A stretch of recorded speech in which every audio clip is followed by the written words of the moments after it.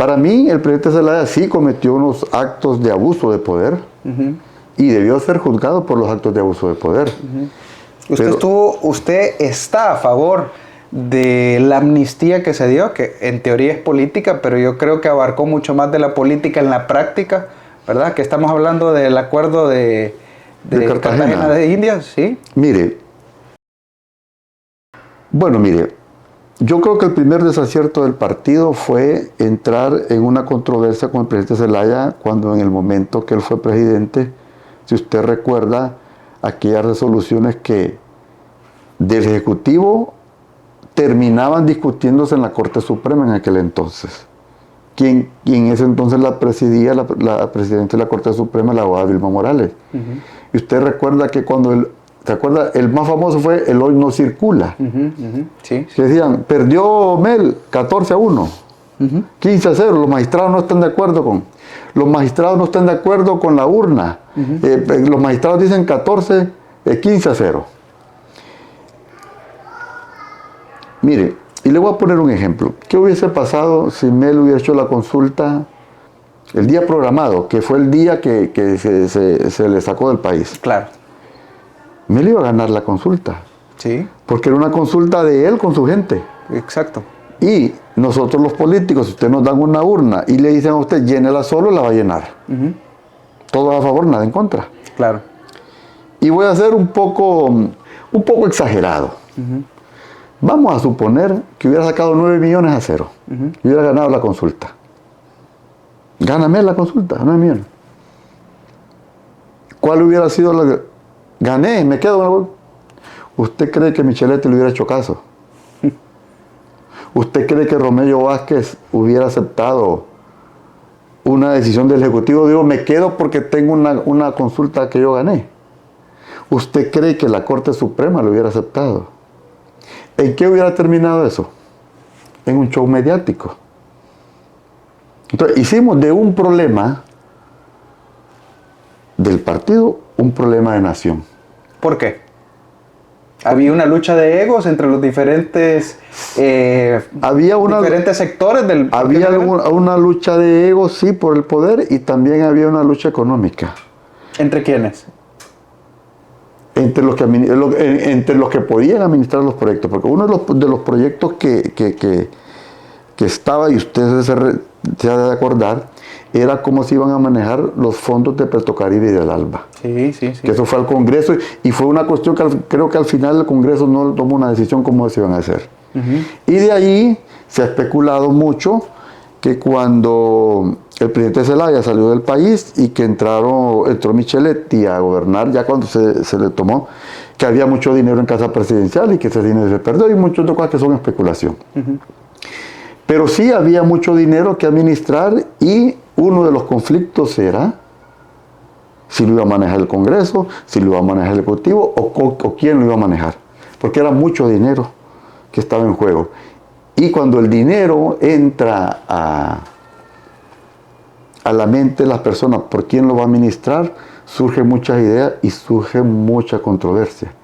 Y esa controversia de cómo se iban a manejar los fondos de Petrocaribe y del ALBA, creo que fue lo que detonó en el asunto de expulsar al presidente Zelaya del país. ¿Y esos sectores para usted dentro del Partido Liberal fueron Roberto Micheletti y Manuel Zelaya Rosales? ¿Y habían algunos otros?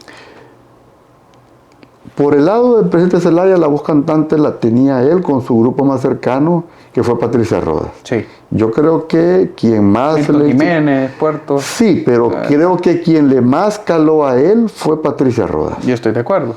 El que más cercano tenía influencia sobre él eran Patricia Rodas y el muchacho que estuvo en Nicaragua. El que estuvo... el esposo de Sonia Marlina Don, Enrique Flores Lanza. Enrique Flores Lanza. Creo que los más cercanos a él eran ellos, porque yo en una ocasión, porque yo fui funcionario en gobierno, tuve la oportunidad de preguntarle y le dije que si esos fondos de Petrocaribe o del ALBA los manejaba una organización no gubernamental, fuera de gobierno, él podía hacer un gobierno con esos fondos en el otro periodo. Es decir, termina su periodo de gobierno, tiene una ONG con dinero para para complacer actividades de la población. Y si él le puede decir a un alcalde, hágame un puente con 9.000 millones, creo que era el presupuesto, lo podía hacer. Entonces él pudo haber hecho un gobierno con esos fondos, con una ONG manejando los gobiernos, esos fondos para el pueblo. Pero no hubiera sido poco transparente eso, porque esos eran fondos para el gobierno, no para una ONG que los administrara. Sí, pero al entrar en controversia con el Poder Legislativo y con la Corte, que le pusieron un pero, no podíamos no dejar de aprovechar esos fondos porque eran para el desarrollo del país. Entonces, si son fondos que no le cuestan al país y los maneja una organización privada o una empresa privada, ¿qué puede perder el país? Ok. Bueno, pregunto. Pero mire qué interesante lo que me está diciendo, ¿verdad? Usted me está aportando, de hecho usted fue funcionario, totalmente usted fue funcionario en ese periodo, y me está comentando aristas que mucha gente no sabe y que son interesantes. Había una lucha de poder entre diferentes actores del Partido Liberal y había también una lucha económica porque teníamos los fondos de Petrocaribe y el ALBA y era muchísimo dinero. Y entonces, a partir de esto, le hago la pregunta de lo que muchas personas dijeron, especialmente las personas del Partido Nacional que se querían desmarcar. Sí inició esto siendo un pleito entre liberales que luego pues desencadenó a un problema a nivel nacional. Sí, y quien lo aprovecharon mejor fue el Partido Nacional. Si usted se recuerda visualmente, si tuvo esa imagen a la vista cuando se juramentó el nuevo presidente del Congreso Nacional, ya siendo don Roberto Micheletti el presidente, ahí estaban los miembros del Partido Nacional, con la Biblia, levantándole la mano a saber, estaba Juan Orlando atrás, y no recuerdo qué otro miembro del Partido Nacional está ahí, y hicieron un cogobierno en el Congreso Nacional. Y quien aprovechó más esa coyuntura fue el Partido Nacional. Y después ganaron la porque elección. de ahí debilitaron a Elvin Santos. Exactamente. Se queda en el poder. Que virtualmente iba a ser el presidente, según las encuestas en ese momento. Según las encuestas, él tenía la oportunidad de ser el presidente. Sí, sí. Mire qué cosas más interesantes, cómo todos esos temas vienen a afectar hoy en día. Y me mencionó a Patricia Rodas. ¿Por qué Patricia Rodas tenía tanta influencia en Manuel Zelaya Rosales en ese momento? Porque es una muchacha con una capacidad y una inteligencia extraordinaria, que con cualquier forma de interpretar los asuntos a uno lo deja pues con un gran pensar. Ella tiene una forma de abordar los asuntos de una manera tan inteligente que a uno le impactan. ¿En qué sentido? Tal vez me lo explica porque no... Es decir, tal vez me lo ejemplifica. Cuando usted me hace una pregunta y yo le doy una respuesta que a usted lo convence, usted dice, este es el camino que tengo que tener. Ella tenía una persuasión, era buena. Ella tiene una capacidad de persuasión es una cuestión bien natural en ella. Es una mujer muy inteligente. Sí. Y tiene una capacidad de ver las cosas, de establecer cosas con las cosas, de una forma rápida, natural, que a uno lo convence. ¿Era Patricia Rodas el poder detrás del poder en ese momento, según su opinión personal? Mire, yo lo que le puedo decir, porque no estuve cuando estuvieron juntos, ¿verdad? Ahí claro, cuando discutían ciertas cosas, pero el gobierno de Mel, en mi opinión, mientras Patricia Rodas no fue parte del gobierno, fue uno de los mejores gobiernos que ha tenido el país. Cuando Patricia Rodas entra dentro del gobierno, porque ella era presidenta del Consejo Central Ejecutivo del Partido Liberal, y mientras estuvo en el Central Ejecutivo, el gobierno del presidente Zelaya se desarrolló bien. Una vez que Patricia entra al gobierno, empiezan los conflictos de poder. Como el presidente Zelaya ya empieza a desafiar a la empresa privada. Cosa que no tuvo durante los 2 primeros años de gobierno. Pues incluso para muchas personas del partido, escuche bien, esto lo he escuchado personas del Partido Libre, si Mel eres un terrateniente, era un conservador. A mí me lo han dicho, en entrevistas me lo han dicho. Entonces, y como dice usted, era un corte de gobierno bien diferente, hubo como un golpe de timón. Entonces, ¿usted se lo atribuye a la presencia de Patricia Rodas? Yo atribuyo ese cambio del rumbo del gobierno del presidente Zelaya a partir de que Patricia Rodas entra a la estructura del Poder Ejecutivo y hace gobierno con el presidente Zelaya. Ok, entonces su influencia desde su punto de vista no fue positiva. Mire, los políticos, porque yo soy político, debemos de, en nuestra idea mental de cómo poder hacer algo por el país, tenemos también que tener la madurez y la capacidad de ver si una propuesta nuestra desune a la nación o causa más perjuicio de lo que va a ayudar. El asunto es que también a nosotros nos gusta que nos digan que somos la mera mera. Y cuando nosotros tenemos la influencia sobre otras personas, perdemos el norte en creer que solo porque tenemos esa influencia podemos trazar rutas que yo las veo bien, pero no pensamos cómo las van a asimilar otras personas. Y le pongo un ejemplo. Una persona que está en el balcón de una casa, en una segunda planta, él puede tomar por él la decisión de tirarse o no. Pero cuando se tira en el camino que ve en el aire, no puede decir si le va a doler o no le va a doler. La consecuencia de la acción que nosotros tomamos no depende de nosotros. Porque yo puedo creer que lo que yo hago va a tener una consecuencia. Pero cuando usted lo ve, usted reacciona distinto. Usted no va a reaccionar como yo pienso. Entonces, esa consecuencia los políticos no le hemos sabido medir. Y si nosotros llegáramos a tener la capacidad o el raciocinio de medir las consecuencias, yo creo que tendríamos un mejor país. Y quizás trayéndolo un poquito a colación a la pregunta que le hice, la respuesta sería que no fue una buena respuesta. No fue una buena respuesta porque a raíz de la incorporación de ella al gobierno empiezan los conflictos con la empresa privada y empiezan los conflictos del hoy no circula, de la urna, de traer a Chávez, de todo eso. Pero pues, eso no le abonó mucho al país, no le abonó en bien. Y bueno, y mire, terminó en lo que terminó. Claro. Siendo el presidente Zelaya trasladado fuera del país. Cuénteme usted, el abogado inocente, ¿cómo se sintió como liberal? Con el presidente, tal vez podemos recordar un poquito ese día, cuando el presidente lo llevan fuera del país. En ese tiempo el presidente, ¿verdad?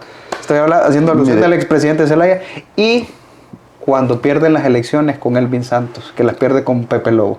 ¿Cómo se sintió? Cuando empieza a desquebrajarse. ¿Sabe por qué le pregunto? Sí, no. Porque veo usted un liberal. Sí. Veo un verdadero liberal y quiero ahondar en ese pensamiento de un liberal. Mire, hoy más que nunca el partido nos necesita y debemos de sacar esas cosas para fortalecer el partido. Mire, la acción del presidente Zelaya en aquel momento, que es en junio del 2009, comienza el día jueves. Yo me levanté temprano como un día normal de trabajo y desde ese jueves, que es el día que está la renuncia de Mel, que se supone que alguien le firmó la renuncia a Mel. ¿Usted se creyó eso? No, porque incluso lo presentó alguien de su partido. Sí. Marcia Villeda dicen que ella puso la firma. No sabré decirle si es cierto o no es cierto, pero desde ese día, que fue el jueves, que es la fecha que tiene esa nota, desde ese día el ambiente en la capital era muy hostil. Sí, yo me acuerdo. Había muchos helicópteros en el aire. Sí. Y yo me levanté, yo miré, y no se me hizo para nada algo atractivo ver ese movimiento. Había un ambiente raro. Ya. Había un ambiente, yo llegué a la Secretaría de Trabajo, que es donde yo trabajaba, ya no era mi jefa la abogada Rix, estaba la abogada Mayra Mejía.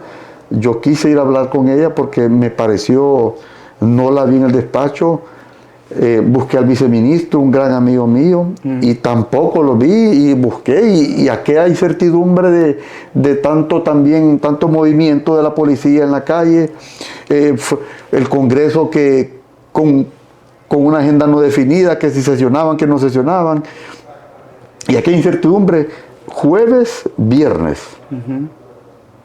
El viernes yo comúnmente, yo viajaba de la capital aquí porque mi familia siempre se quedó aquí en San Pedro, pero venía con gran incertidumbre. Cuando me recibió mi esposa aquí me dijeron, ¿y qué cara traes? Me dijeron, no, mira, esto está pasando.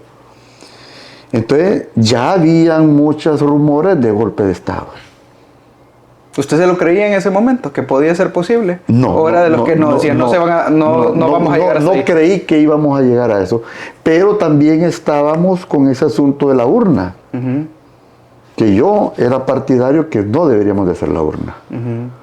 Porque en un proceso, en un gobierno de democracia, el principio de elegir o tratar de determinar que un presidente se quede o no, no es en un acto de elección separado o único. El acto de la democracia es una consulta general y debió haber estado en la elección que el tribunal de elecciones en aquel entonces, que se llamaba así, debió haber convocado. A un referéndum. Y no la debió haber convocado estando Mel en el poder. Quizás debió haberlo convocado luego de que, si Elvin Santos hubiera llegado, o se hubiese llegado Porfirio Lobo, como fue que él llegó. Porque siempre que hay una elección donde a mí yo puedo favorecerme, hay un vicio. Claro. Entonces, yo creer que ese aspecto de manejar esa alternabilidad, si yo fuese presidente en este momento, como lo es la presidenta Xiomara Castro, si yo quisiera aspirar a eso, por beneficio del país y por no crear un conflicto, debería decir, hagámoslo dentro de 2 periodos, para no favorecerme en este momento de mi acción de gobierno para poderme quedar en el poder. Entonces, para usted, la acción política de una consulta popular o de una cuarta urna estaba viciada por el hecho de ser juez y parte, por decirlo por nacer del Ejecutivo, para que el Ejecutivo se quede en el poder. Ok, esa es una. Y 2, tampoco estuvo a favor de que le dieran golpe de Estado. Sí, no. Definitivamente el país, en cuanto al aspecto de la democracia, retrocede mucho. Retrocedió. ¿No existe tal figura de sucesión constitucional que se habló? No. ¿Qué es eso? ¿Qué es eso? No, es un invento que se sacaron de un concepto que hay en un libro de la Biblioteca de Estados Unidos. Eso es todo. Eso es todo. Pero aquí no hay sucesión constitucional, no existe eso. Para mí, el presidente Zelaya sí cometió unos actos de abuso de poder y debió ser juzgado por los actos de abuso de poder. Usted está a favor de la amnistía que se dio, que en teoría es política, pero yo creo que abarcó mucho más de la política en la práctica, ¿verdad? Que estamos hablando del acuerdo de Cartagena de Indias, ¿sí? Mire, y volvemos al inicio de la plática, la desnaturalización del derecho. Muchas personas que por activismo político de la circunstancia que pasó, los acusaron de ladrones y les pusieron artículos que no eran de ellos para decir que eran ladrones.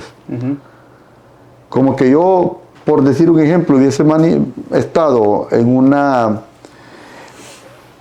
marcha en contra de lo que pasó y me atribuyan porque se quebró una tienda que yo robé la tienda. El delito de robo no es un delito de acción política. Y me juzgan por el delito que no fui yo que robé. Entonces, la desnaturalización del derecho sucedió que a muchas personas se le imputaron delitos de orden común derivados de la acción política. Entonces, para usted no hubieron delitos de orden común, sino fueron políticos. Por ejemplo, sí hubieron delitos de orden común. ¿Cómo cuáles? Que se dieron en las manifestaciones, que quebraron vidrios, que prendieron fuego a carros. Yo estoy hablando más a nivel de personas que estaban dentro del gobierno. Por ejemplo, lo que mucho se habló, ¿verdad? Que no se sabe si es propaganda, si es cierto, bueno, o alguien lo debe saber, pero hemos escuchado todo el carretillazo. Se habló de que estaba Flores Lanza sacando del Banco Central miles de dólares o no sé cuánto. Hay un video donde él va con unas carretillas, pero también hay prueba de que ese dinero, no recuerdo el nombre del militar que fue el que lo recibió. No recuerdo, pero sí hay un militar que recibió ese dinero, ¿ya? Así como también hay mucha prueba de dinero que se manejó como apoyo logístico preparativo para impulsar el proyecto de la urna, como que si fuese una acción de campaña. Eso también es un acto de corrupción porque son dineros públicos para una acción que no está contemplada en un acto de democracia. ¿Y en derecho se llamaría un delito administrativo? Sí, porque los fondos públicos son para acciones que ya están dentro de la acción pública. Es decir, usted no puede desviar, por ejemplo, fondos del Ministerio de Educación para un puente. Sí, no, porque ya le dice, está establecido. Ya está establecido que es un mal uso de los fondos públicos. ¿Y estos delitos administrativos tienen penas, tienen alguna consecuencia penal? Mire, todas las acciones dentro de la administración tienen dos consecuencias, una administrativa y una penal. Ok. Entonces, determinar una y otra depende de la buena o mala fe con que se trasladan fondos de una partida presupuestaria a otra.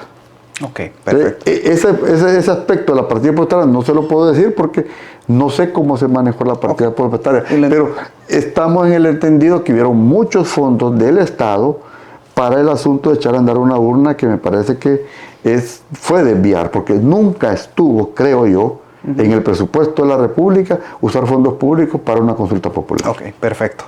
Me queda claro lo que usted piensa de ese momento histórico. Trasladémoslo al presente, a lo que estamos viviendo hoy, que tiene impacto todavía. Claro. Rixi Moncada, quien en ese momento fue su jefa directa, ¿verdad? Rixi Moncada, ella a mí me nombra Procurador General de Trabajo después de una serie, de un montón de análisis que ella hace, porque se tomó 6 meses casi ella para nombrar lo que ella decía la persona idónea para ese puesto de trabajo, y ella pues me dio el visto bueno a mí, ¿verdad? De lo cual estoy muy agradecido en el sentido de tener ella una visión de creer que yo fui la persona más propicia para ese puesto, que me lo gané por ser miembro del partido, por tener un currículo y por tener mi acción profesional dentro de los perfiles y funciones que ese cargo tenía. Okay. Y que tiene. Abogado Inocente, quien en ese tiempo fue su jefa, ahora es pues para muchos la principal precandidata del Partido Libre.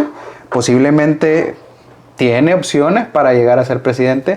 Salvador Nasralla, que en ese momento fue crítico y denominó eso un golpe de Estado, ahora es uno de los principales precandidatos del Partido Liberal, de hecho del movimiento en el que está participando. Pues Manuel Zelaya Rosales es una de las personas que avala a Rixi Moncada. ¿Cómo interpreta usted la actualidad política nacional? ¿Qué es lo que vislumbra usted? Esa es mi primera pregunta. Y mi segunda pregunta, si usted piensa que la unidad o los 5 minutos de fama del Partido Liberal van a seguir, van a continuar, o esas heridas del pasado nos van a volver a afectar al Partido Liberal. Mire, siempre las heridas están ahí porque están en la historia, y ese es una cápita de la historia de Honduras que no se va a olvidar. Difícilmente se va a olvidar, a pesar de que los jóvenes de hoy olvidan muy rápido, pero para la historia y la trascendencia de la democracia es un hecho que no se va a perder de vista por mucho tiempo. Okay. En cuanto a lo demás, pues mire, no hay duda que la candidata del Libre va a ser Rixi Moncada. No hay duda que el candidato del Partido Nacional va a ser Tito Asfura. Y no hay duda que el candidato del Partido Liberal va a ser Salvador Nasralla. Dentro de nuestro partido hay una lucha más intensa entre Cálix y Salvador que la que tiene Rixi con Racel Tomé y la que tiene Tito Asfura con los demás candidatos del Partido Nacional. Muy bien. Entonces, en ese escenario de 3 candidatos, yo le diré que quien va a arrasar en su partido va a ser Rixi, porque tiene menos contrapeso de un candidato que le haga oposición dentro de su partido. Y Rixi es casi totalitaria en Libre. Por eso le digo que no va a tener oposición de ser la candidata libre. Pero fuera de Libre, Rixi no es un candidato atractivo, en mi opinión, para el resto de las fuerzas políticas. Porque si bien es cierto, como decimos, Rixi es la mera en Libre, pero fuera de Libre no tiene gran atractivo. Y Libre no representa la gran mayoría de los votos del país. No representa. ¿Representa la mejor fuerza en Libre? Sí. ¿Que no votó en oposición en Libre? Sí. ¿Es el Partido Nacional la mayor fuerza política del país?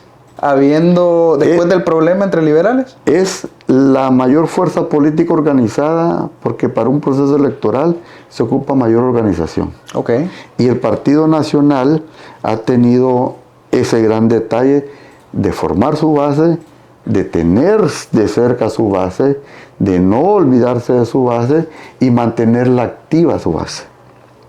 Eso es lo que yo aspiro y eso es lo que Alan Ramos va a hacer para el Partido Liberal. Ser la fuerza política constante de tener una base fuerte, sólida, que va a acompañar al partido en los procesos de aquí en adelante y vuelve a ser el Partido Liberal la principal fuerza política a vencer. Solo Alan Ramos nos garantiza eso. Pero no sabemos si Alan Ramos va a llegar a ser el presidente del Central Ejecutivo. No, porque vamos a un proceso de elegir a la autoridad, pero yo no tengo la duda de que los astros se alinean a la persona que uno cree que es la que a uno lo va a sacar de donde está. El Partido Liberal, si bien es cierto, tiene estos 5 minutos de fama por haber importado 2 candidatos, pero no podemos desconocer la capacidad técnica, la capacidad de corazón. No podemos desconocer la prueba de sangre que Alan Ramos significa para el partido. En este momento, el Partido Liberal y el Central Ejecutivo se sostienen bien porque está un Alan Ramos ahí. Okay. Que yo no puedo desmeritar que don Gianni Rosa es un gran estadística con un gran pensamiento, o desmeritar los otros miembros que están en el partido, pero quien tiene la sangre hirviendo por el partido y quien la pone a disposición del partido se llama Alan Ramos. Y él, por naturaleza de Dios, por naturaleza de liberalismo, por naturaleza de principios, por naturaleza de sangre, merece ser el presidente del Central Ejecutivo. Y yo no dudo que el Partido Liberal lo va a elegir. Si el Partido Liberal llega al poder, ¿es en gran medida a la labor de Alan Ramos? Por supuesto que sí. De él sale la propuesta de importar 2 candidatos, que son Jorge Cálix y que es el ingeniero Salvador Narrala. ¿La propuesta le hizo el Partido Liberal a estos candidatos? La idea es de él. Ya el Central Ejecutivo lo maneja a nivel de directiva, pero quien es el centro de esa idea de atraer el partido para robustecerlo se llama Alan Ramos. Pero esa idea era importar a Salvador Narrala y a Jorge Cálix, ¿o era importar a otras figuras de otros partidos? ¿O ya estaba definido que eran estas 2 personas? No creo que estén definidos que eran ellos, pero los más visibles eran ellos. Es decir, no podemos decir que íbamos a buscar a un desconocido para hacerlo, para fortalecer el partido, porque si usted no conoce a alguien, no va a fortalecer a alguien, ¿verdad? Entonces, puntualmente, abogado inocente, ¿revivió el Partido Liberal? Claro, por supuesto que sí. ¿Resucitó? No estaba muerto. No estaba muerto. Pero ahí andaba ahí tambaleándose, pero sí, el partido, a raíz de esa idea, materializada bien por el Central Ejecutivo de don Alan Ramos, el partido es una opción de llegar al poder nuevamente. Muy bien. Le hago unas preguntas rápidas. Hemos tenido una charla muy agradable de política. Me gusta escuchar personas que han tenido experiencia. Usted lo vivió más de cerca. Usted era funcionario en ese momento. De hecho, Rixi Moncada, lo vuelvo a mencionar, era su jefa directa. Sí, de quien yo mantengo un buen concepto y al contrario de muchos amigos que me dicen que Rixi aquí, que Rixi allá. Para mí, una mujer muy inteligente, en mi opinión, muy honesta. Yo que la estuve de cerca, puedo decir que es una mujer bien transparente, bien honesta. Siento que sí ha cambiado un poco, ¿verdad? Ahorita, y no quiero decir que es que el poder se le ha subido a la cabeza, pero sí mantener posturas de antes y hoy, ahí pues ha divagado un poco, pero en mi opinión sigue siendo una mujer muy inteligente, una gran dama, tiene una gran familia, un gran esposo, unos hijos maravillosos a quien yo pude conocer a 2 de ellos. Y es una persona que sabe administrar bien cuando ejerce una función pública. Sí, me parece desacertado estar en este momento con ese discurso de libre de decir que los funcionarios al inicio tenían que salir de la administración para no involucrarse y después nombrarla a ella ministra y seguir corriendo en el aspecto para la presidencia de la República.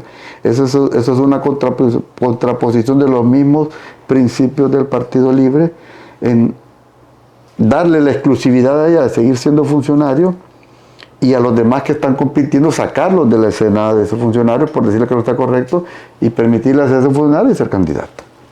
Sí, hay ahí un tema ético, ¿no? Sí, es un tema, pero es un tema de Libre, no es un tema del Partido Liberal, no es un tema del Partido Nacional, no es un tema tampoco del Consejo Nacional, es un problema de Libre de vender una idea de los funcionarios fuera de la administración para hacer política y tener un candidato dentro de la administración corriendo para la presidencia de la República. Perfecto.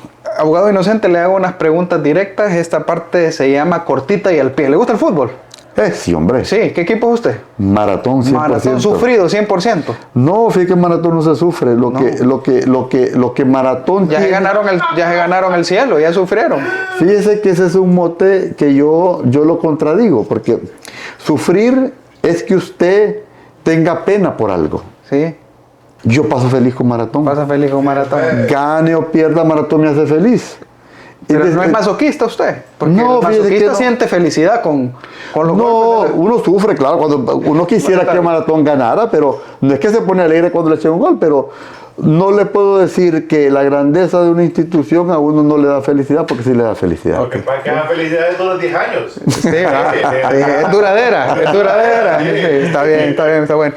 Bueno, le hago unas preguntas, me tiene que contestar, bueno, si usted tiene a bien, así, directo, en un segundo y lo más una oración. Cortita y al pie, por eso se llama cortita al pie. Okay. Su opinión acerca de Manuel Zelaya Rosales. Un gran político que ha equivocado el rumbo de la política en creer que ser mejor político es, por ejemplo, y te lo doy como un ejemplo. Si el Partido Nacional gastó 100 millones en publicidad, yo voy a gastar 200 y eso me hace mejor político que ellos. No. Debemos de cortar esa estigmatización de que el mejor político es el que supera... Ya me pasó de cortita al pie, era cortita, pero baja. Que el mejor político es el que supera el daño que el otro político hizo. Okay. No, okay. Ahí se equivocó. Okay. Se equivoca en creer que es el mejor político superando lo malo que hicieron otros y haciendo lo más malo. Okay. ¿Hay una negociación política entre Manuel Zelaya Rosales y Tito Asfura para el abogado Inocente? Yo creo que más con Ana que con Tito. ¿Hay una negociación política entre Ana Hernández y Manuel Zelaya Rosales? Creo que sí, porque visualmente el gobierno con el brazo de la justicia ataca más a Tito que a Ana, cuando evidentemente Ana tiene más asuntos por los cuales puede enfrentar la justicia. Okay. ¿Hay una negociación política entre Manuel Zelaya Rosales y Luis Zelaya? Creo que se ha dejado encantar Luis Zelaya por algunas cosas de Manuel Zelaya Rosales. Ok. Si Salvador Nasralla no gana las elecciones, ¿seguirá siendo liberal? Sí, de hecho soy liberal antes de que Salvador llegara al partido. No tengo por qué abandonar mi partido, peor en este momento tan importante de la historia que este juego de la democracia. No, Salvador Nasralla seguirá siendo liberal si él no gana las elecciones. Tengo mis dudas. Él mantiene muchos principios liberales, pero es muy errático en cuanto a conservarse en un solo partido. Ok. ¿Cómo define en una palabra a Rafael Pineda Ponce? Honesto. ¿Cómo define en una oración a Roberto Micheletti? Una persona con un carácter muy fuerte. Padilla Sunseri. Desafortunadamente, una mala percepción de ser un buen político. ¿Quién no le he preguntado? ¿Cómo del 1 al 10, con qué número califica el gobierno de Xiomara Castro? 4. 4. Y si me da espacio se lo explico por qué. Porque cada vez que una persona va a comprar un huevo a la pulpería, los que van a la pulpería se acuerdan de que están más caros. Ok, ahora... Y no quiere decir que no tengan buenas acciones del gobierno. ¿En qué resume la propuesta de el precandidato a diputado inocente y cuál es su casilla? Casilla 55, y mi propuesta es la idea del barrio, hacer una acción política, volverle una política de una acción de campaña, y dentro de una acción de campaña volverle una política pública para hacerlo ley de la República. Muy bien. Abogado inocente, qué gusto haberlo tenido. Un placerazo. Igualmente, a la orden. Y gracias a ustedes por acompañarnos en un nuevo episodio de Cluster Podcast. Recuerden suscribirse y comentar. Es gratis para ustedes y ustedes a nosotros nos ayudan un montón. Nos vemos hasta la próxima. Muy bien. Buena.